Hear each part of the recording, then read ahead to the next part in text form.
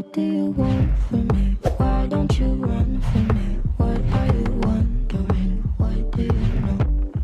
Why aren't you scared of me? Why do you care for me? When we all fall asleep, where do we go? Come here.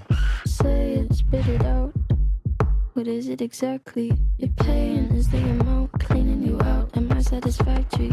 Today I'm thinking about the things that are deadly.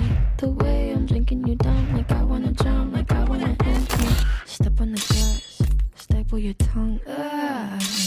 Bury a friend, try to wake up. Cannibal class, killing the sun. Bury a friend. I wanna end me. End me. What do you want from me? Why don't you run from me?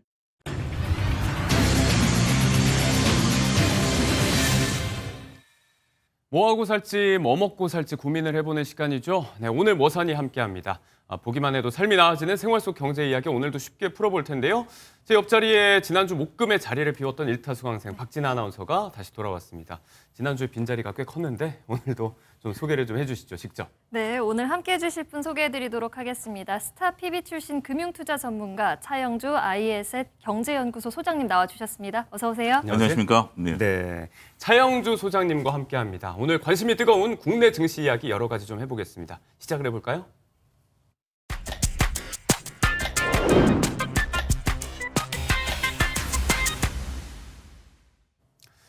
자, 국내 주식 요즘 호황입니다. 4년 만에 코스피 3,000대 다시 돌아와서 지난 상반기에는 이제 상승률이 글로벌 세계 주요 증시들과 비교했을 때 넘버원이었다 이런 이야기도 나오고 있고 오늘도 장중 3,200대 탈환하면서 고공행진을 이어가고 있습니다. 일단 여러 가지 진단을 해볼 수가 있을 것 같은데 어떤 원인을 주로 꼽고 싶으신가요? 주식시장에는 일종의 물리적인 법칙들이 좀 적용이 됩니다. 평균 회귀 법칙이라고 저희가 이제 부르는 물리적인 법칙인데 예. 작년에 우리나라 증시가 전 세계에서 상승률 꼴찌를 했었죠.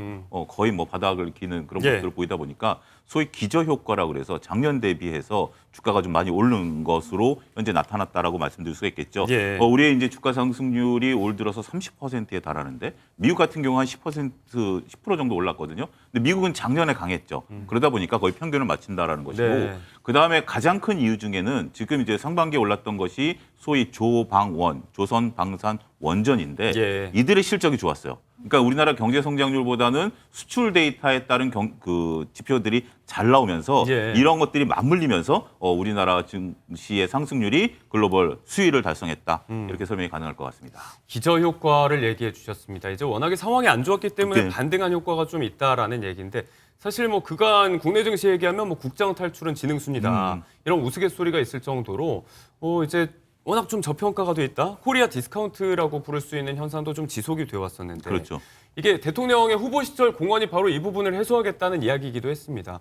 이걸 지금 해소하는 과정으로 볼 수가 있는 건지 그렇다면 일시적인 걸로 봐야 될까요? 그렇죠. 저는 일시적이다라고 생각하지 않습니다. 예. 지금 화면에서 제 얼굴이 꽉 잡힐 텐데요. 네. 저는 이제 주식시장이 올라가는 만큼 다이어트를 하려고 합니다. 반비례하는 건데요. 첫 발은 좀 뗐다라고 좀 말씀드릴 수가 있겠죠. 네네네. 여러 가지 이제 이재명 대통령의 공약이라든지 상법 개정이라든지 여러 가지 얘기들이 나오는 거 아니겠습니까? 네. 저는 이런 말씀을 좀 드리고 싶어요. 5천을 가려면 우리가 단순하게 선언적인 것만 갖고는 어렵겠죠. 예. 그러니까 제 아내가 저를 보고 살을 빼라라고 그렇게 얘기를 하는데 빼라라고 그래서 빠질 살이 아니거든요. 예. 근데 최근에 아내가 저한테 실질적으로 운동기구를 사줬어요. 어. 그러면 운동기구를 이용하면 효율적으로 살을 뺄 수 있는 거 아니겠습니까? 예. 그러니까 이재명 대통령께서도 5,000포인트를 가려면 우리가 상법 개정이라든지 아니면 우리가 뒤에 가서 다룰 주가 조작에 대한 엄벌이라든지 예. 이런 것들을 통해서 누구든지 편하게 투자할 수 있는 그러한 분위기를 만들어 준다라면 결국 저는 우리 지수가 갈 수 있는 운동기구를 디테일하게 사줬다라고 생각하기 때문에 네. 첫 발을 잘 뛰고 있다.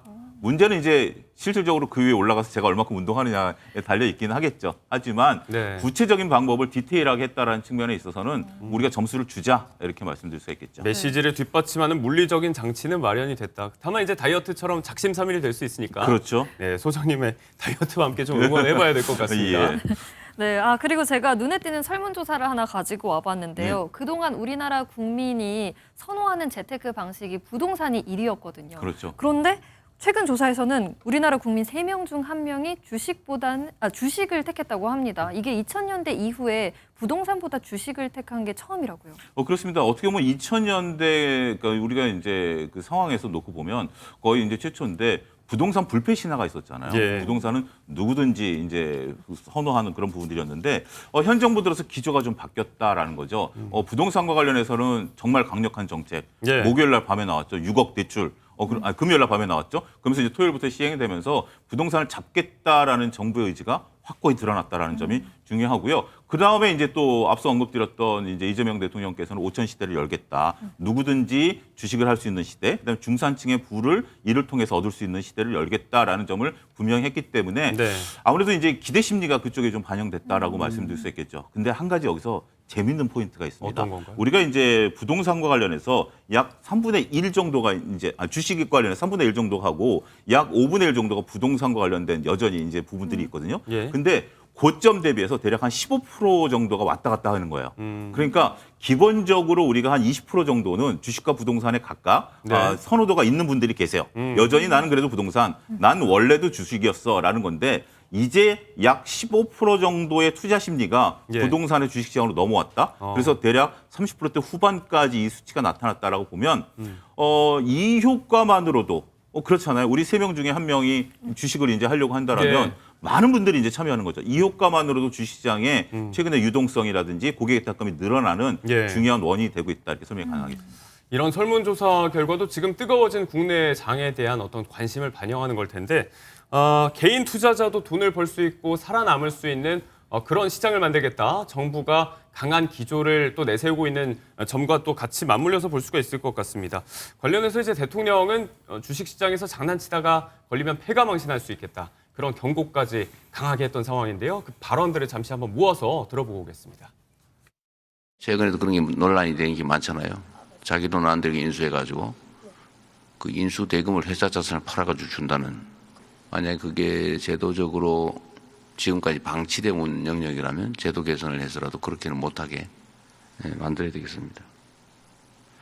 어쨌든 대한민국 주식시장이 불법 부정거래를 통해 돈을 벌 수 있다라고 믿어지는 이 상황을 완전히 역전시켜서 대한민국 주식시장에서 장난을 치다가는 패가망신한다라는 걸 확실하게 보여주는 오늘 첫날로 삼도록 하겠습니다. 자, 뭐 살 빼겠다, 다이어트 하겠다라는 이 메시지에 지금 내놓은 운동기구 구체적인 부분이 바로 금융당국의 고강도 대책입니다. 이 발언 이후에 바로 지금 대책들이 나왔는데 원 스트라이크 아웃 제도라고 해서 시장에서 불공정 행위자를 바로 퇴출하는 그런 맥락으로 볼 수 있는 제재들 여러 가지가 있습니다. 어떤 제재들을 좀 눈여겨보시는지 정리 부탁드려도 될까요? 우리가 이제 원 스트라이크 아웃이다라고 한다라면 뭐 기존에 뭐 우리가 제도가 뭐 주식장만뿐만이 아니라 예. 굉장히 이제 좀 해서는 안 될 일을 했을 경우에 뭐 음주운전이라든지 예. 아니면 뭐 이렇게 비위라든지 이런 경우가 있었을 때 바로 제재를 가는 거죠. 과거만 하더라도 우리가 소위 온정주의라는 것이 좀 있어서 예. 뭐 한 2-3번 정도 기회를 줬습니다만 소위 3-4번이 있었던 시대에서 이제는 원 스트라이크 아웃으로 바뀌었다라는 거죠.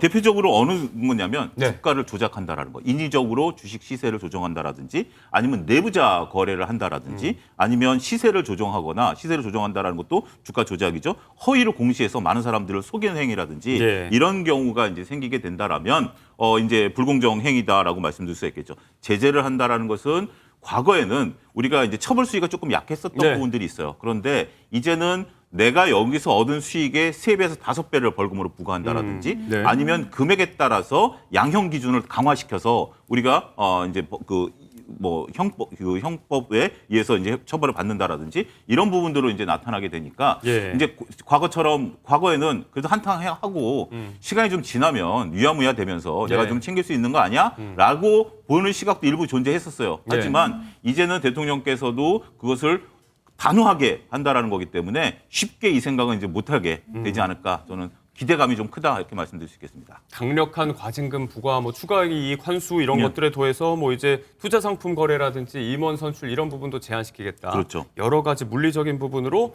주식 시장에서 아예 퇴출시키겠다라는 차원의 네. 제재들인데 여기에 더해서 이제 주가 조작범들 여기에 연루된 뭐 대주주라든지 네. 경영진들의 이름 같은 것들도 적극적으로 공표하겠다 이런 차원의 얘기도 논의되고 있는 것 같아요. 우리 사회에서 이름이 갖고 있는 그러한 부분들이 굉장히 크죠. 예. 뭐 홍길동, 뭐 차영주 이 이름이 굉장히 큰데 이게 이제 주가 조작과 관련돼서 과거에는 이제 이름이 공개되지 않다 보니까 나름대로 재발에 대한 위험성도 있었어요. 네. 그러니까 과거에 주가 조작이라든지 이런 것들을 했을 때 가벼운 처벌을 받으셨던 분들이 다시 또 이런 것들을 반복적으로 하는 행위가 있는데 지금은 이제 공개를 하겠다라는 거죠.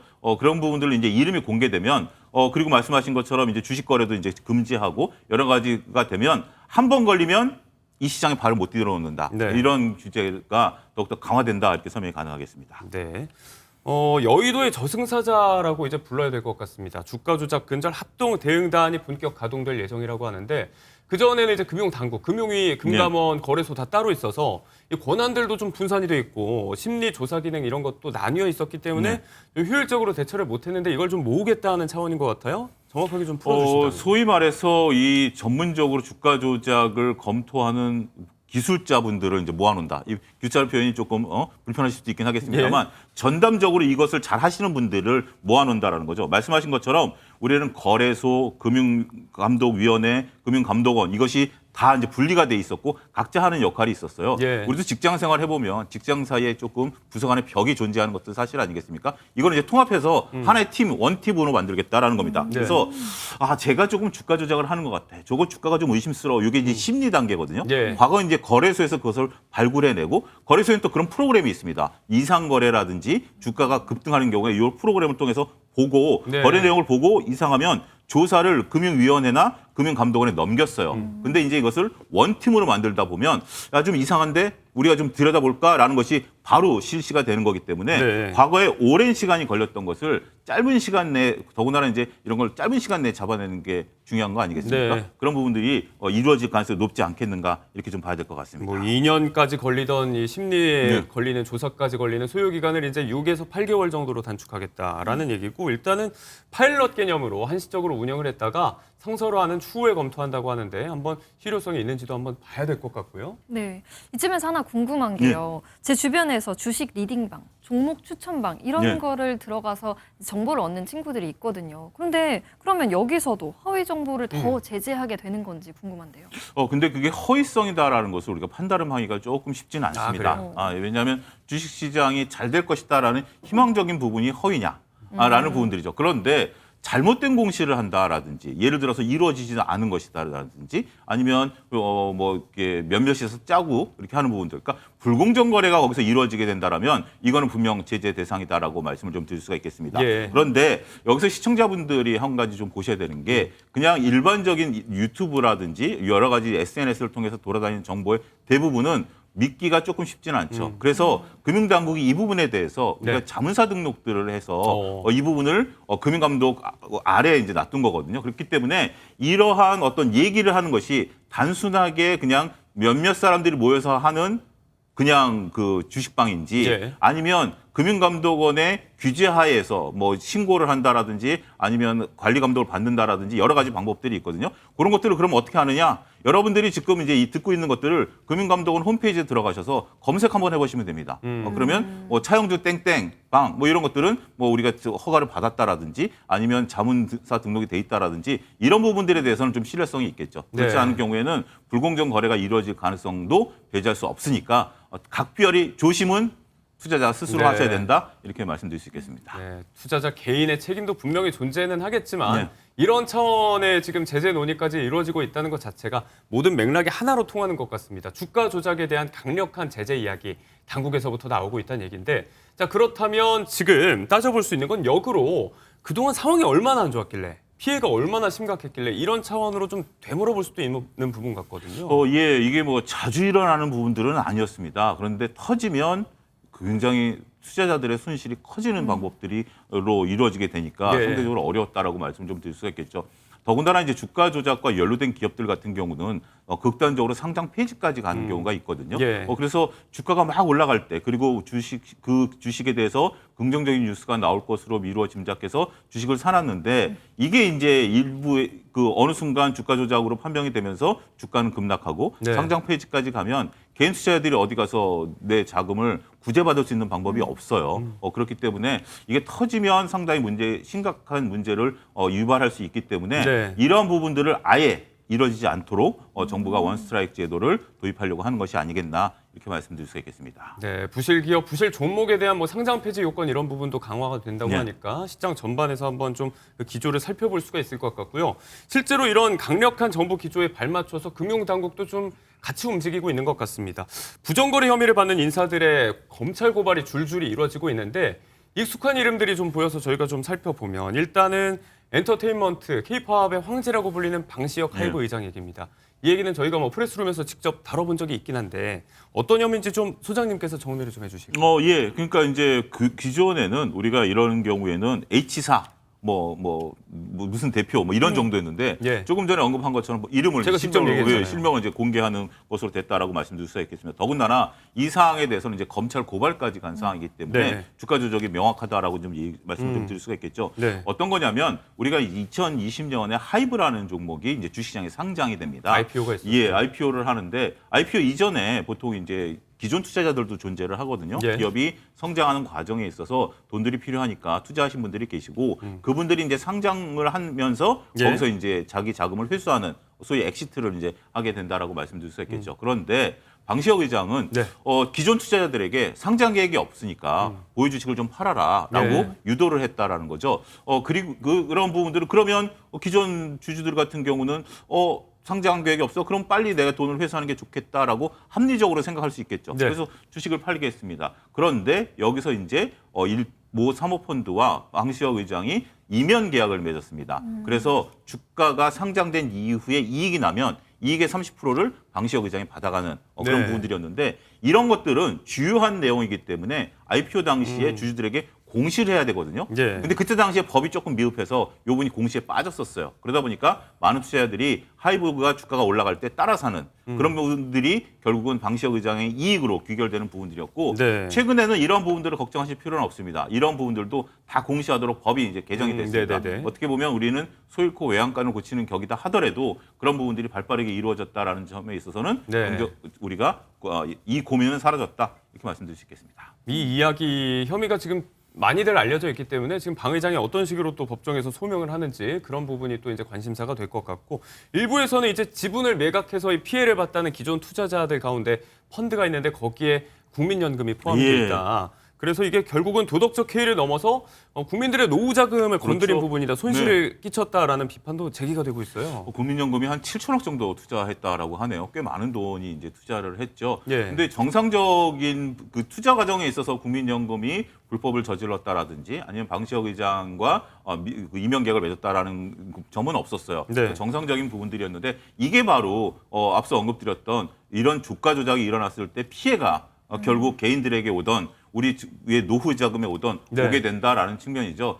그때 당시만 하더라도 국민연금이 좀 의심스러운 눈초리를 받았던 건 사실입니다. 하지만 아직까지 혐의가 드러난 것은 없다라고 말씀드릴 수 있겠고 네. 7천억 중에 방시혁 의장이 대략 추정한 이익이 한 4천억 정도 되거든요. 그러니까 우리의 노후 자금 일부가 방시혁 의장의 개인 주머니로 들어갔다라는 좀 뼈아픈 상황이 좀 불편하지 않을까 좀 말씀드릴 수 있겠습니다. 네, 그리고 또 하나 더 살펴볼 케이스가 이제 연봉 100억 원대를 수령한 것으로 네. 알려진 메리츠 화재 전 사장이 전현직 임원들과 함께 또 역시 금융당국에 의해서 네. 검찰 고발된 사건인데 이 경우도 역시 주가 조작에 따른 차익을 챙겼다 이 부분이죠. 네, 미공개 정보를 이용한 겁니다. 그러니까 메리츠 금융지주라는 쪽에서 메리츠 화재와 메리츠 증권을 합병하는데 이 소식이 나오니까 주가가 상한가를 쳤어요. 근데 미리 그 전에 이 주식을 사놓고 있다가 네. 상한가 친 날 매도를 했어요. 그러면서 이익을 좀 챙긴 거기 때문에 미공개 정보를 이용한 선행 매매였다 이렇게 발표가 난 겁니다. 네, 미공개 합병 정보라는 게 주가 등락에 얼마나 중요한 정보인 건가요? 우리 셋이 회식을 간다라는 정보를 제가 미리 알았어요. 네. 근데 제가 좋아하는 거예요. 그러면 밥을 한 끼 굶고 가서 많은 걸 먹을 수가 있겠죠. 그렇죠? 근데 몰랐었다라고 하면 밥 먹고 바로 갔을 수도 있죠. 그렇죠. 그런 것처럼 이 합병이다라든지 미공개 정보는 주가가 올라갈 가능성. 그러니까 주가가 안 올라가는 미공개 정보는 상관이 없어요. 주가가 올라갈 걸 미리 알고 있으면 정말 짜고 치는 고스톱처럼 된다라고 말씀을 좀 드릴 수가 있겠죠. 네. 그런 것처럼 미공개 정보를 이용하는 것은 우리가 법적으로 굉장히 엄격히 다룹니다. 이거는 미국도 마찬가지고요. 따라서 그런 부분에 대한 제재가 이번에는 좀 강하게 들어가지 않을까 말씀드릴 수 있겠습니다. 네, 뭐 한우 먹는 날이라고 하는데 뭐 혼자만 알고 계셨다 그러면 좀 섭섭할 것 같기도 하고요. 그렇죠. 네. 그걸 통해서 저 혼자 많이 먹는 이게 그 불법 주가 조작의 전형적인 모습이다. 네. 점심시간인데 많이 배들 고프시겠네요. 예. 네, 맛있는 점심 드시길 바라고요. 이 강력한 제재가 지금 금융당국에서 할 수 있는 검찰 고발이 사실 그간 가장 강력한 제재였잖아요. 그렇죠. 그런데 이게 또 실제적인 처벌로 이어질지 고발이 되고 혐의가 인정되더라도 그간에는 좀 우리가 재계에는 좀 사법 체계가 좀 관대했던 거 아닌가. 솜방망이 처벌에 관한 논란이 계속 있어 왔잖아요. 이게 양형 기준이라는 부분들인데요. 이게 좀 약했던 것들이 사실입니다. 그런데 이제 대통령의 의지도 있는 상황이고 이 양형 기준을 조금 강화시켜 달라는 게 재계의 입장, 그러니까 어떻게 보면 이제 금융계의 입장이다라고 말씀을 좀 드릴 수가 있겠습니다. 그래서 이 부분이 좀 강화될 것으로 보여집니다. 아직까지 이제 이 부분에 대한 처벌이 난 것은 아닌데 일단 이익 난 것에 대해서 이익금에 대해서 4배에서 6배까지 벌금을 부과하는 겁니다. 네. 과거에는 이익금에 대해서 일부라든지 이익금을 회수하는 정도였었습니다만 이제 벌금이 된다라는 거죠. 그리고 이익이 50억 원이 초과를 하게 된다라면 예. 최대 무기까지 갑니다. 아. 그리고 5년 이상의 유기징역에 처하도록 돼 있기 때문에 몇 년 살고 나오면 된다? 이 부분은 이제 사라졌다라고 좀 말씀드릴 수 있겠죠.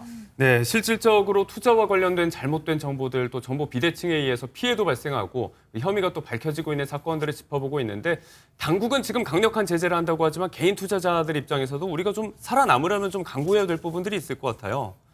예, 일단 우리가 이제 주식시장에 있어서 정상적인 거와 비정상적인 것을 좀 구분할 필요는 있다라고 좀 말씀을 좀 드릴 수가 있겠습니다. 소위 말해서 너만 알아라고 얘기하는 것은 극도로 경계를 해야 됩니다. 네. 나만 아는 경우보다는 대부분이 다 아는 경우가 있고요. 네. 또 소위 고급 정보를 누가 전해주겠다라고 하는 것도 실질적으로 고급 정보가 아닐 경우가 많죠. 네. 이런 부분들 보고 그러면 그걸 어떻게 판단하느냐? 지극히 상식적으로 크로스 체크를 한번 좀 해보시는 것도 네. 좋은 피해를 방지할 수 있는 네. 방법이 아니겠나 말씀드릴 수 있겠습니다. 네, 뜨거워진 주식시장, 시장의 투명성을 담보하는 방향으로 계속해서 우상향할 수 있을지 저희도 주의할 점이 또 있을 것 같습니다. 네, 차영조 소장님과 국내 주식 이야기 좀 해봤습니다. 고맙습니다. 감사합니다.